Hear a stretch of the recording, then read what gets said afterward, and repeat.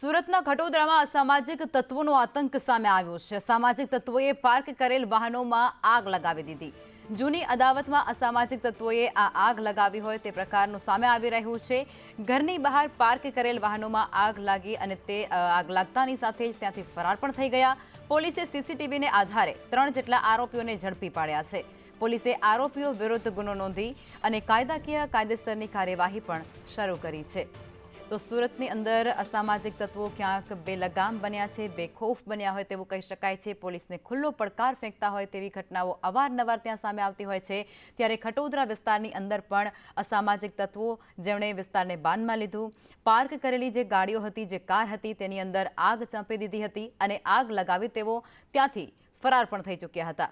જો કે સીસીટીવીને આધારે પોલીસે આગળની તપાસ કરી। રાત્રિના સમયે 3:30 વાગ્યાની આસપાસ બે અજાણ્યા ઇસમો બાઇક લઈ આવે છે અને તે પોતે જ્વલનશીલ પદાર્થ મોપેડ ઉપર નાખીને સળગાવી દે છે। ત્યારબાદ એના ટેકનિકલ અને બાતમીદારથી માહિતી મેળવતા 3 આરોપી છે, કુણાલ બાબુરાવ સાલુંકે, યશ સુજન પ્રસાદ પટેલ અને રાહુલ દિલીપ ચૌહાણ, આ 3 આરોપીઓની ધરપકડ કરી છે। તપાસ દરમિયાન માલુમ પડ્યું છે કે રાહુલ દિલીપ ચૌહાણને આ ગુનાના ફરિયાદી સાથે અઠવાડિયા પહેલાં બનાવ બનેલો હતો, તેના આવેશમાં આવી અને આ કૃત્યને કરેલું છે।